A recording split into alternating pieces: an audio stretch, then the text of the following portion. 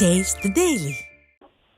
காஷ்மீரில் இருக்கக்கூடிய பஹல்காம் பகுதியில் அப்பாவி பொதுமக்கள் 26 பேரை தங்களுடைய மனைவியின் முன்னே தீவிரவாதிகள் துடிக்க துடிக்க அவர்கள் எந்த மதத்தை சேர்ந்தவர்கள் என்று கேட்டு கேட்டு அவர்கள் சுட்டு கொலை செய்த அந்த சம்பவம் என்பது அந்த இரத்தக்கடையினுடைய வாடை இன்னும் மறையவில்லை. இதற்கு பழிதீர்க்க கண்டிப்பாக ஒவ்வொரு தீவிரவாதியும் எந்த மூலையில் பதுங்கி இருந்தாலும் அவர்கள் கண்டிப்பாக கண்டுபிடித்து வேட்டையாடப்படுவார்கள் என்று பாரத பிரதமர் நரேந்திர மோடி அறிவித்திருந்தார். தொடர்ச்சியாக ஏப்ரல் 22 அந்த பஹல்காமிலே நடந்த அந்த சம்பவம் என்பது ஒட்டுமொத்த இந்தியாவையும் நிறைகுலைய செய்திருக்கிறது. பாகிஸ்தானுடைய இந்த அத்துமீறல், அவர்களுடைய அடைக்கலம் கொடுக்கக்கூடிய தீவிரவாதிகளுடைய இந்த அத்துமீறல் என்பது இது ஒரு முறை அல்ல, இது போன்று பல முறை அவர்கள் அப்பாவி பொதுமக்களை அவர்கள் தொடர்ந்து சுட்டு கொலை செய்திருக்கிறார்கள், வெடிகுண்டு வீசி கொலை செய்திருக்கிறார்கள்.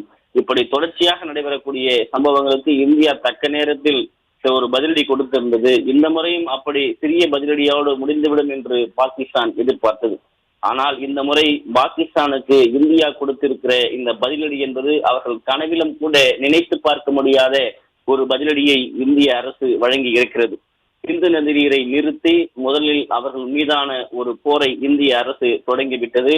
தொடங்கிய நாளில் இருந்தே இந்திய அரசு, குறிப்பாக மத்திய அரசு, ஒவ்வொரு நடவடிக்கைகளையும் ஒவ்வொரு முப்படைகளுடைய தளபதிகள் சார்ந்து இருக்கக்கூடிய அந்த போர்ப்படை வீரர்களுக்கு எப்படியெல்லாம் அறிவுறுத்த இருக்க வேண்டும், முப்படை எப்படி இணைந்து செயல்பட வேண்டும், இந்த ஆபரேஷனுக்கு என்ன பெயர் வைக்க வேண்டும், இந்திய அளவிலே இருக்கக்கூடிய ஒவ்வொரு மாநிலங்களிலும் என்னென்ன மாதிரியான நடைமுறைகளை, பாதுகாப்பு அம்சங்களை பின்பற்ற வேண்டும். குறிப்பாக இன்று இரவு பாதுகாப்பு ஒத்திகை நடத்தப்படும், அதற்கு முன் சைரன் ஒலிக்கப்பட வேண்டும். இப்படி பல்வேறு அதிரடி நடவடிக்கைகளை இந்திய அரசு, மத்திய அரசு, நரேந்திர மோடி அரசு தொடர்ந்து எடுத்து வருகிறது. குறிப்பாக பாதுகாப்புத்துறை அமைச்சர் ராஜ்நாத் சிங், உள்துறை அமைச்சர் அமித்ஷா, அதே போன்ற முப்படை தளபதிகள் என தொடர்ந்து இந்த ஒரு வார காலமாக ஆலோசனை கூட்டம் நடத்தப்பட்டது. பாகிஸ்தானுக்கு தகுந்த பதிலடியை இந்தியா கொடுத்தே ஆக வேண்டும் என்கிற நிலைக்கு வந்தது. உலக நாடுகள், அமெரிக்கா, ரஷ்யா, அதே போன்ற அரேபிய நாடுகள் உள்ளிட்ட அனைத்து நாடுகளுமே இந்தியாவிற்கு முக்கிய ஆதரவை அளித்திருக்கிறது. எந்த நிலையில் நாங்கள் உறுதுணையாக இருப்போம் என்று தெரிவித்திருக்கிறது. இந்த நிலையில்தான் இந்திய அரசு உளவுத்துறையுடைய தகவலினுடைய அடிப்படையில் நள்ளிரவு 1 மணிக்கு தாக்குதலை நடத்த திட்டமிட்டது. குறிப்பாக பாகிஸ்தான் இருக்கக்கூடிய இராணுவத்திற்கோ, பாகிஸ்தான் இருக்கக்கூடிய அரசு அலுவலகங்களுக்கோ, பாகிஸ்தான் இருக்கக்கூடிய இராணுவ தடவாளங்களுக்கோ, மக்களுக்கோ, அங்கு இருக்கக்கூடிய பள்ளிகளுக்கோ, மக்கள் கூடக்கூடிய பகுதிகளிலோ அல்லது மக்கள் நடமாட்டமிக்க பகுதிகளிலோ, மக்கள் வசிக்கக்கூடிய பகுதிகளிலோ இந்த தாக்குதலை அரங்கேற்றம் செய்யக்கூடாது என தீர்க்கமான ஒரு முடிவை இந்திய அரசு மேற்கொண்டது. அதாவது இறையாண்மை மீது மிகுந்த ஒரு அக்கறை கொண்ட நாடாக இந்தியா எப்பொழுதுமே விளங்குகிறது. தீவிரவாதத்தை அடியோடு ஒழிக்க வேண்டும் என்பதை இந்தியா தொடர்ச்சியாக பல்வேறு தருணங்களில் பதிலடி கொடுத்திருக்கிறது. அதனுடைய அடிப்படையில் இந்த நள்ளிரவில் நடத்தப்பட்ட இந்த ஆபரேஷன் சிந்தூர் என்கிற இந்த ஆபரேஷனுக்கு பிரதமர் நரேந்திர மோடி தான் பெயர் சூட்டி இருக்கிறார் என்கிற தகவல் வெளியாகி இருக்கிறது. இரவு முழுவதும் இந்த ஆபரேஷன் சிந்தூர், இந்த தீவிரவாத வேட்டையை பிரதமர் உன்னிப்பாக கவனித்து வந்ததாக கூறப்படுகிறது. கணவனுடைய மரணம் என்பது ஒவ்வொரு மனைவியுடைய கண் முன்னே தீவிரவாதிகள் நடத்திய அந்த அட்டூழியத்தை, அந்த அக்கிரமத்தை சகித்துக் கொள்ள முடியாத நிலையில்தான் ஒவ்வொரு இந்தியரும் இருந்து கொண்டிருக்கிறார்கள்.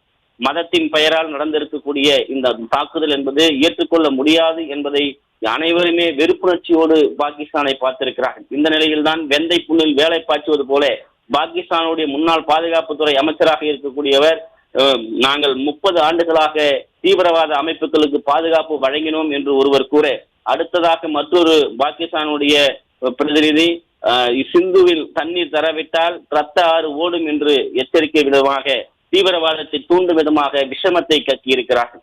இப்படி பாகிஸ்தானுடைய மனோபாவம் என்பது தொடர்ச்சியாக இந்தியாவின் மீது வன்முறை பேச்சுக்களும், வன்மத்தோடு நடவடிக்கைகளை மேற்கொள்வதும், தீவிரவாத செயல்களை ஊக்குவிப்பதும், தீவிரவாதிகள் போர்வையில் அவர்களை ஆதரவு அளித்து மக்களை வேட்டையாடுவதும் தான் பாகிஸ்தானுடைய நிலைப்பாடாக இருந்து வருகிறது.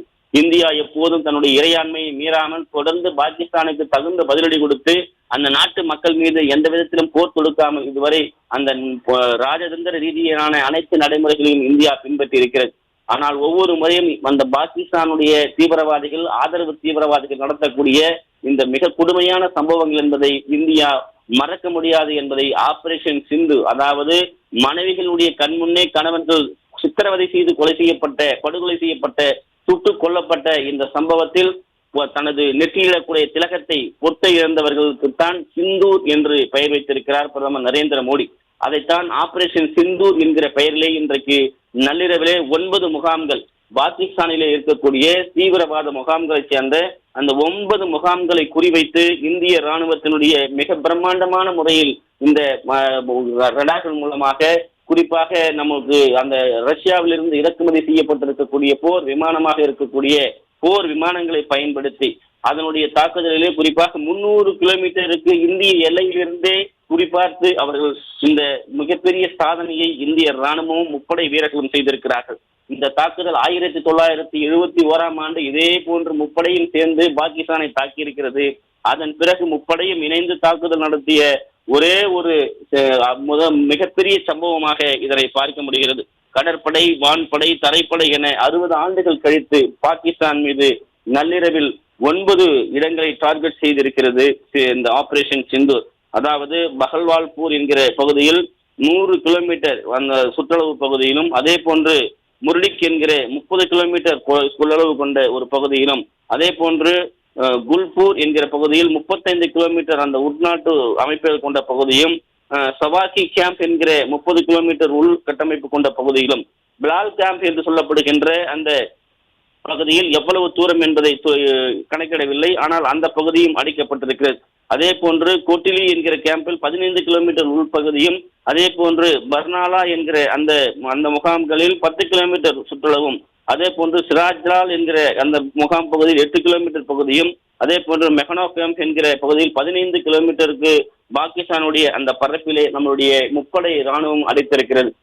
குறிப்பாக இந்த நிலையில் அனைத்து இந்திய அண்ணா திராவிட முன்னேற்ற கழகத்துடைய பொதுச் செயலாளர் பஹல்காம் தாக்குதலுக்கு பதிலடி கொடுக்கும் விதமாக பிறந்தவர் நரேந்திர மோடியுடைய துடிப்பான தலைமையின் கீழ் இந்த நீதி நிலைநாட்டப்பட்டிருப்பதாக அனைத்து இந்திய அண்ணா திராவிட முன்னேற்ற கழகத்துடைய பொதுச் செயலாளர் தனது ட்விட்டர் பதிவிலே தெரிவித்திருக்கிறார்.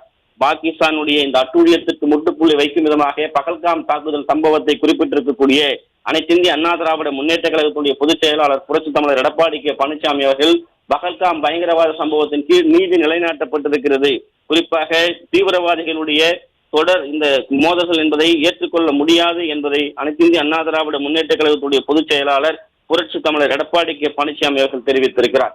தனது செய்தி குறிப்பில் வெளியிட்டிருக்கக்கூடிய அனைத்து இந்திய அண்ணா திராவிட முன்னேற்ற கழகத்துடைய பொதுச் செயலாளர் அவர்கள் தொடர்ந்து இதுபோன்ற தீவிரவாத செயல்களுக்கு இந்தியா கொடுத்து வரக்கூடிய பதிலடி வரவேற்கத்தக்கது என்பதை சுட்டிக்காட்டி இருக்கிறார். இந்த ராணுவத்தினுடைய செயல்கள் எல்லாம் எப்படி அப்பாவி மக்களை குறிவைத்து தாக்கப்பட்டிருக்கிறது, இது மிகுந்த ஒரு வேதனையான துயரமான தருணத்தில் இந்தியா கொடுத்திருக்கக்கூடிய இந்த பதிலடிக்கு அனைத்து இந்திய அண்ணா திராவிட முன்னேற்ற கழகத்துடைய பொதுச் செயலாளர், சட்டமன்ற எதிர்க்கட்சி தலைவர், முன்னாள் முதலமைச்சர் புரட்சி தமிழர் எடப்பாடி கே பழனிசாமி அவர்கள் தனது செய்திக்குறிப்பின் மூலமாக இந்த தகுந்த பதிலடியை வரவேற்றிருப்பதாக தெரிவித்திருக்கிறார். பாகிஸ்தானுடைய எல்லை பகுதியிலே நேற்றைய தினம் 3 நம்முடைய அப்பாவி பொதுமக்களை பாகிஸ்தான் ராணுவம் சுட்டு வீழ்த்தியிருக்கிறார்கள். அதாவது LOC என்று சொல்லப்படுகின்ற லைன் ஆஃப் அந்த கண்ட்ரோல் என்று சொல்லக்கூடிய அந்த பார்டர் என்று சொல்லக்கூடிய அந்த எல்லை பகுதியிலே பாகிஸ்தானுடைய ராணுவம் தொடர்ந்து இது போன்ற நடவடிக்கைகளில் ஈடுபட்டு வருகிறது. பயங்கரவாதத்தை வேறறுக்கக்கூடிய செயலில் இந்திய ராணுவம் ஈடுபட்டிருப்பதற்கு பாதுகாப்பு உறுதி செய்யப்பட்டிருக்கிறது. 9 அந்த தீவிரவாத முகாம்களை குறிவைத்து இந்திய ராணுவம் நள்ளிரவிலே வேட்டையாடி இருக்கிறது. இதோ நாங்கள் கொடுக்கக்கூடிய பதிலடி பரிசுகளை நீங்கள் பெற்றுக் கொள்ளுங்கள் என்று தீவிரவாதிகளுக்கு, அங்கு இருக்கக்கூடிய அந்த தீவிரவாத அமைப்புகளை சேர்ந்தவர்களுக்கு, தீவிரவாதிகளுக்கு பாதுகாப்பு அடைக்கலம் தரக்கூடிய பாகிஸ்தானுக்கு தங்களுடைய பதிலடியை இந்திய ராணுவம் பறைசாட்டி இருக்கிறது. குறிப்பாக இந்த 9 தீவிரவாத முகாம்களிலே லஷ்கர்-இ-தொய்பா, இந்தியன் முஜாஹிர், ஜெய்ஷி முகமது உள்ளிட்ட அமைப்புகளுக்கும் இதில் பாதிப்படைந்திருக்கிறார்கள். அவர்கள் வசிக்கக்கூடிய அவர்களுடைய பதுங்கு குழிகள் அந்த பகுதிகளிலும் இன்றைக்கு சுட்டு வீழ்த்தப்பட்டிருக்கிறது. அவருடைய கட்டிடங்கள் வாழக்கூடிய பகுதியெல்லாம் சிதைக்கப்பட்டிருக்கிறது. இந்த பகுதியில் வசிக்கக்கூடிய சுமார் பாகிஸ்தான் அடைக்கலம் கொடுக்கக்கூடிய மூளை செலவு செய்திருக்கக்கூடிய சுமார் 80 தீவிரவாதிகள் இந்த ஆபரேஷன் சிந்தூரிலே கொல்லப்பட்டிருப்பதாக முதற்கட்ட தகவல் வெளியாகி இருக்கிறது. முப்படை தளபதிகளும் இணைந்து கச்சிதமாக இந்த சிந்தூர் ஆபரேஷனை நிறைவேற்றி இருக்கிறார்கள். இதற்கு இந்திய ராணுவத்திற்கு பல்வேறு அரசியல் தலைவர்களும் உலக நாடுகளில் இருக்கக்கூடிய தலைவர்களும் வரவேற்பு தெரிவித்திருக்கிறார்கள். இந்தியாவுடைய ஒவ்வொரு அசைவையும் இன்றைக்கு உலக நாடுகள் உன்னிப்பாக கவனித்து வருகிறது. இந்தியா ஒரு கட்டத்தில் மிகப்பெரிய ஆயுதங்கள் இல்லாத நாடாக இருந்தாலும் கூட தற்போது இந்தியா 4வது இடத்தில் வலிமை கொண்ட ஒரு ராணுவ பாதுகாப்பு தளவாடங்களோடு கட்டமைக்கப்பட்ட அதிநவீன போர் கருவிகளும் போர் விமானங்களும் பீரங்கிகளும் கொண்ட நாடாக இந்தியா விளங்கிக் கொண்டிருக்கிறது. அப்படிப்பட்ட இந்தியாவினுடைய இறையாண்மையை, இந்தியாவினுடைய மத நல்லிணக்கத்தை, இந்தியாவில் இருக்கக்கூடிய அப்பாவி மக்களை சீண்டி பார்க்கக்கூடிய பாகிஸ்தானுக்கு கொடுக்கப்பட்ட தகுந்த பதிலடியாகவே இந்த இந்த நிலையை நம்மால் பார்க்க முடிகிறது. அனைத்து இந்திய அண்ணா திராவிட முன்னேற்ற கழகத்தினுடைய பொதுச் செயலாளர் புரட்சி தமிழர் எடப்பாடி கே பழனிசாமி அவர்களும் இதைத்தான் சொல்லியிருக்கிறார். நாட்டினுடைய இறையாண்மை, நாட்டில் இருக்கக்கூடிய மக்களுக்கு அச்சுறுத்தல் என்று வருகிற போது, குறிப்பாக இந்த விவகாரத்தில் மத்திய அரசு எடுக்கக்கூடிய அனைத்து நடவடிக்கைகளும் பாராட்டக்கூடிய நடவடிக்கைகள், இந்திய ராணுவத்தினுடைய செயல்களுக்கு தலைவணங்கக்கூடிய ஒரு நிலையை நம்முடைய எதிர்க்கட்சி தலைவர், அதிமுகவுடைய பொதுச் செயலாளர், சட்டமன்ற எதிர்க்கட்சி தலைவர் புரட்சி தமிழர் எடப்பாடி கே பழனிசாமி அவர்கள் தனது பதிவிலே குறிப்பிட்டிருப்பது குறிப்பிடத்தக்கது. இந்திய அரசினுடைய இந்த செயல்பாடுகள், குறிப்பாக பாகிஸ்தானை பொறுத்தளவிற்கு அவர்களிடம் எந்த ஒரு கட்டமைப்பும் இல்லை. அங்கு இருக்கக்கூடிய வீரர்கள் போர் என்றதுமே அங்கு இருக்கக்கூடிய தளபதியினுடைய உறவினர்கள் அனைவருமே தனி விமானத்தில் வெளிநாடுகளுக்கு அனுப்பி வைத்து விட்டார்கள். ஏறக்குறைய 23,000க்கும் மேற்பட்ட ராணுவ வீரர்கள் தங்களுடைய பதவியையே ராஜினாமா செய்திருக்கிறார்கள். அப்படி என்றால் பாகிஸ்தான் அரசின் மீது அங்கு இருக்கக்கூடிய ராணுவத்திற்கு, முப்படையைச் சேர்ந்தவர்களுக்கு எந்த மாதிரியான நம்பிக்கை இருக்கிறது, நம்பிக்கை இழந்திருக்கிறார்கள் என்பதை இந்த சம்பவம் நமக்கு காட்டுகிறது. ஆனால் இந்தியாவிலே ஒவ்வொரு ராணுவ வீரரும் தங்களுடைய நாட்டுக்காக அர்ப்பணிக்க வேண்டும் என்கிற மிகப்பெரிய ஒரு உச்சகட்டமான ஒரு நாட்டினுடைய இறையாண்மை மீது நம்பிக்கை கொண்டு நள்ளிரவிலே இந்த ஆபரேஷன் சிந்தூர் என்கிற இந்த ரேடார்களை வைத்து, நம்முடைய அதிநவீன போர் விமானங்களை வைத்து இந்த ஆபரேஷன் நிகழ்த்தப்பட்டிருக்கிறது. அத்துமீறலில் இனிமேலும் பாகிஸ்தான் செய்து கொண்டிருந்தால், தீவிரவாதிகளுக்கு இனிமேலும் அடைக்கலம் கொடுத்து கொண்டிருந்தால் இந்தியாவினுடைய பதிலடி எப்படி இருக்கும் என்பதை இன்று நள்ளிரவு பாகிஸ்தான் உணர்ந்திருக்கும்.